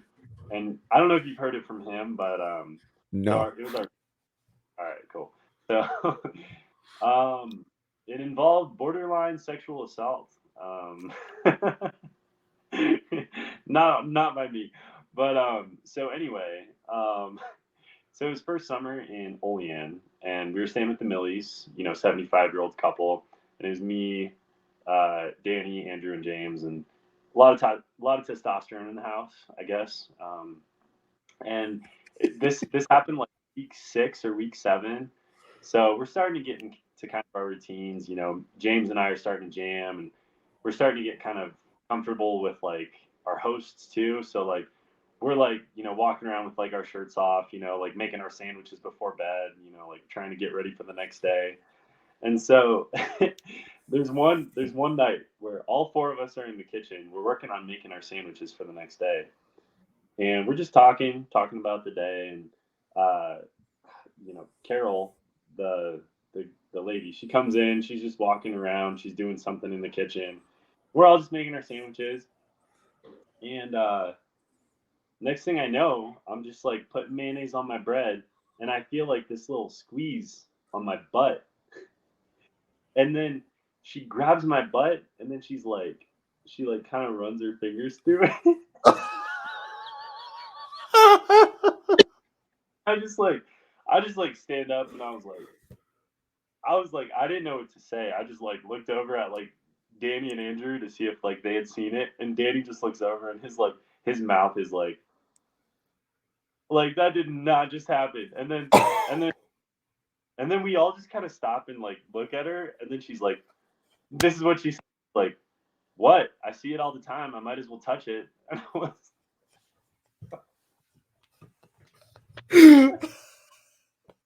I was like, "Bro, what?" you know? Trade people. I'd like to report inappropriate behavior on part of my host family. Oh. Danny was like, "Oh, there he goes. He's gonna call his mom." He's like, "Oh, I think he told me." He told me later. He was just like, "Hey, maybe that's a story that we just like don't tell our parents,"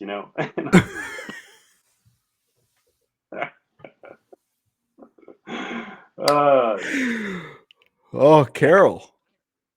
Carol. Carol got down. The funny thing about that too is like shortly after that, Steve, her husband, the 75-year-old guy, he started walking around the house with his shirt off, which hadn't been a thing before. And like, it was just so funny. You inspire, dude. That is the funniest thing I've heard from a host mom. Yeah. So Where does she live again? Not that I'm going to visit or anything. I'm asking for a friend, but where does she? yeah. Only Oh, I'll find him. Hey, Carol, what's up? I'm kidding, Carol. Hopefully, Carol doesn't listen to this. Oh man, that'd be kind of funny if she was actually. 75. This was 5 years ago. She's 80 now. Yeah. So who knows? And you say you just saw them? How? Ooh, you just went back to see them. Yeah. So Paul went back for more. That wasn't that wasn't like the defining moment of like our interaction. Like, that it wasn't all weird. Paul is like, I need to get my other butt cheek grab. Going back.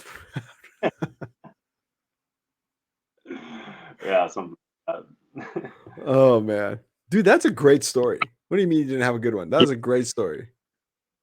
Not a pony story, but yeah. Oh, but it's a ponytail because it's stories about ponies and we are ponies. The pony and the ponytails refers to us, and the tails just refers to your stories. TALES. There you go. And that's the name. Bro, my God, dude, this has been a blast. We'll wrap this one up here, but damn, this was good. I hope you had a blast. I hope you had a good time. I hope you enjoyed yourself. If you're in Portland, my guy, come see me. You know where I'm at. If I'm in Salt Lake, I'll stop by and say hello. Guys, this has been a blast. Thank you guys for listening. If you guys want to get a hold of Paul, want to see what he's up to, want to maybe learn how to ski or ask him for some ski tips, make sure you reach out to us. We'll get you in touch with Paul. On that note, my name is Andres Gamboa. We will catch you on the next episode, everyone. Peace out. Bye.